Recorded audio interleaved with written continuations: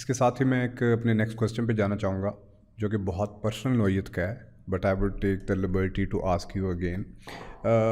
جواد بھائی، ریسنٹلی آپ کے بیٹے کا ڈیمائز ہوا اور I mean I was first hand witness of all of that situation.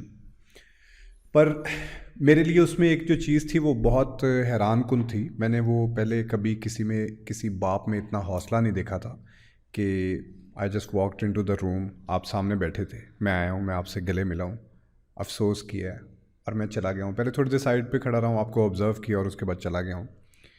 تو اتنا گریف اور اتنے ٹف ٹائم کے اندر اپنے آپ کو اتنا کنٹین رکھنا، میں خود ایک باپ ہوں اور میں سمجھ سکتا ہوں کہ کس طرح کی فیلنگ ہوتی ہوگی، لیکن اپنے آپ کو اتنا کنٹین رکھنا یہ کس طرح سے، میں چاہتا ہوں کہ آپ اس کے اوپر تھوڑی سی روشنی ڈالیں کہ کس طریقے سے آپ اپنے آپ کو کنٹین رکھ رہے تھے اور کس طریقے سے رکھنا چاہیے، اور گریف کو اور ٹف ٹائمز کو کس طرح سے ہینڈل کرنا چاہیے. دیکھیے احسن، میں نے جو شروع میں آپ سے بات کہی تھی نا، اگر میں آپ سے یہ کہوں تو یہ جھوٹ ہوگا کہ مجھ پر اس طرح کی کوئی چیزیں اثر ہی نہیں کرتی. میں بہت سینسٹیو آدمی ہوں، اور بلکہ میرے متعلق میرے گھر والوں کا یہ کہنا ہے کہ اس کی سینسٹیوٹی ہی اس کا مسئلہ ہے. یعنی اتنا سینسٹیو آدمی. جی. مسئلہ یہ ہے کہ خدا نے اولاد دی ہے. میرے 3 بچے ہیں، 2 بیٹے اور ایک بیٹی. ایک بیٹے کی پچھلے سال جی. 1.25 سال ہو گیا، کم و بیش ڈیتھ ہو گئی تھی. یہ بچہ جب پیدا ہوا تھا تو اس کے کچھ مسئلے تھے جو ہمیں 1.5 سال کے بعد پتہ چلے. اس کو GSD تھا، یہ آٹسٹک تھا، لیکن بالکل ہنستا کھیلتا مسکراتا بھاگتا دوڑتا بچہ تھا، اور ہمارے گھر کی رونق تھا. مسئلہ یہ تھا کہ جب وہ اس پہ وینٹیلیٹر پر تھا، جی. تو پہلے 2 دن آپ یوں سمجھیں کہ وہ بہت ٹف تھے، اور مجھے بھی سمجھ میں نہیں آتا تھا اس سچویشن میں، اس حالت میں اپنی ہی اولاد کو دیکھنا جس میں اس کو سانس لینا مشکل ہو رہا ہے، اس کو مشینیں لگی ہوئی ہیں، پائپ گھسائے ہوئے ہیں. دوسرے دن مجھے بیٹھے ہوئے یہ خیال ہوا کہ میں تو اصل میں خدا سے لڑ رہا ہوں. یہ فیصلہ کہ زندگی دینی ہے یا موت یہ اس کا ہے.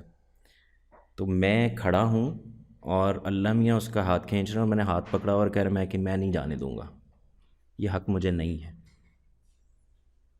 جس نے دیا تھا، جب میں اس کے دینے پر خوش تھا تو اس کے لے کے جانے پر بھی خندہ پیشانی سے بھیجوں گا. فیصلہ اسی کا ہے نا. تو فیصلہ ہو گیا. اس کے بعد پھر مجھے یہ خیال ہوتا تھا کہ اگر اس کا فیصلہ یہی ہے تو میں اس کے فیصلے ہی میں خوش رہوں گا. اور دوسرا یہ کہ جو میں نے آپ کو شروع میں کہا تھا نا، میرے نزدیک تو انسان کا مسئلہ ہی صرف ایک ہے، جانا. موت. جان نہیں. انسان کا مسئلہ زندگی نہیں ہے، انسان کی خوش قسمتی زندگی ہے. انسان کا سب سے بڑا مسئلہ موت ہے. تو جب مجھے یہ پتہ ہے کہ جا تو میں بھی رہا ہوں اور جا وہ بھی رہا تھا، فرق صرف یہ ہے کہ میں نے 22-24 ہزار دنوں کے بعد جانا ہے اور وہ 5-7 ہزار دنوں کے بعد چلا گیا. تو میں خدا کا اس پر شکر ادا کرتا ہوں کہ اس نے میری زندگی میں اس وقت اس کو بھیجا جب میں نے 8-8.5 سال اس کے ساتھ انتہائی خوش اسلوبی سے گزارے، ہنسے کھیلے، تکلیف بھی دیکھی، لیکن میری وہ زندگی کے بہترین وقت ہے. تو میں خدا کا اس پر شکر کیوں نہ ادا کروں کہ اس نے مجھے 3 بچے دیے، 1 لیا ہے، 2 بھی ہیں، وہ 2 دے رکھے ہیں نا. بے شک. تو میں اس پر خدا کا شکر گزار ہوں کہ اس نے 3 دیے، 1 واپس لے لیا، 2 بھی دیے ہوئے ہیں، اور میں اس پر اس کا شکر کیوں نہ ادا کروں کہ ان دونوں کو اچھی زندگی دے، ان کو بہتر کرے. باقی رہی یہ بات کہ اس وقت جب آپ جس وقت کی بات کر رہے ہیں، جب میت رکھی ہوئی تھی، مجھے کو پریٹینڈ نہیں کرنا ایسا. جب ایک شعوری فیصلہ میں نے یہ کر لیا تھا کہ یہ خدا کا فیصلہ ہے اور اس کو قبول کرنا، تو بس بات ختم ہو گئی تھی. اس کے بعد دکھ ہے، تکلیف ہے. میں اس کی تصویر دیکھوں تو مجھے یاد آتا ہے، مجھے اس کے میرے در و دیوار میں اس کی خوشبو محسوس ہوتی ہے. وہ مجھے اپنے کمرے میں بیٹھتا ہوں تو میرے ارد گرد بھاگتا دوڑتا نظر آتا ہے آج بھی. میں چاہتا ہوں کہ وہ دوبارہ وہ آواز میرے کانوں میں پڑے اس کی. میں چاہتا ہوں کہ میری آنکھیں اس کو دوبارہ دیکھیں، لیکن میں یہ جانتا ہوں کہ ایسا ہوگا. یہی میرا یقین ہے. تو میں تو صرف اس وقتی انتظار میں ہوں. جیسے انسان رات کو سو جاتا ہے اور صبح سوچتا ہے کہ صبح اٹھ کر اپنے بچے سے ملوں گا, تو اس وقت وہ سو گیا ہے, میں بھی سو جاؤں گا کسی دن, صبح ہم دونوں اٹھیں گے اور انشاءاللہ ملاقات ہو جائے گی, تو اس میں پریشانی کی بات کیا ہے؟ بالکل. اتنا رضائے حق میں راضی رہ, یہ حرف آرزو کیسا, وہی خالق وہی مالک, خدا کا حکم تو کیسا. انسان نا دکھ کا شکار اس وقت ہوتا ہے جب, میرے خیال سے ہونا چاہیے, جب اس کو یہ پتہ ہو کہ یہ تو میری کار فرمائی ہے, یہ تو خدا کی دین ہے, اور میری زندگی میں تو ایسا محسوس ہوتا ہے کہ سب کچھ ہی ایسے ہی ہے.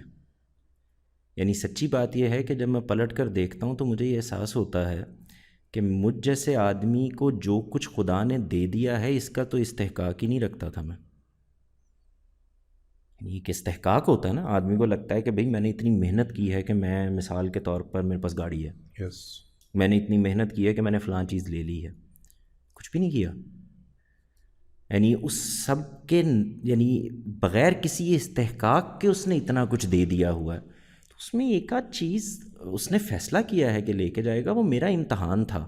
مجھے ڈر یہ تھا, یہ ضرور تھا کہ کہیں ایسا تو نہیں کہ اس نے جو امتحان میرے لیے اس کی بیماری کی شکل میں رکھا تھا, وہ امتحان میں پورا نہیں اترا تو اس نے یہ فیصلہ تو نہیں کر لیا کہ میں اس کو لے کے جا رہا ہوں. یہ پریشانی ضرور تھی. یعنی کہیں میں اس امتحان میں ناکام تو نہیں ہو گیا, اور ظاہر ہے کہ وہ امتحان اصل میں تو اس کی ماں کا تھا. بالکل. اور سچی بات یہ ہے حسن کہ مجھے پہلی مرتبہ یہ سمجھ میں آیا کہ ماں کیا ہوتی ہے. یعنی اس بچے کو ہر 2 گھنٹے کے بعد ہم نے کچھ نہ کچھ دینا ہوتا تھا, اس کو ہائپوگلائسیمیا کے اٹیکس ہو جاتے تھے دن میں رات میں. تو میں نے اس میں کبھی کوتاہی ہوتے دیکھی نہیں, میں کرتا تھا. یعنی ہمارا تو کام یہی ہوتا ہے نا کہ ہم تھکے ہوئے آئے ہیں تو لیٹ گئے ہیں, اچھا تم دیکھ لو ہو جائے گا. تو اس لیے میں اس معاملے میں بالکل کلیئر تھا اور ہوں کہ میرے استحقاق کے بغیر جو کچھ میرے پاس ہے وہ اسی کا دیا ہوا ہے, وہ لے جائے گا. اور کمال یہ ہے کہ میری ساری کی ساری زندگی ہی کسی استحقاق کے بغیر ہی بہت اچھی گزر رہی ہے.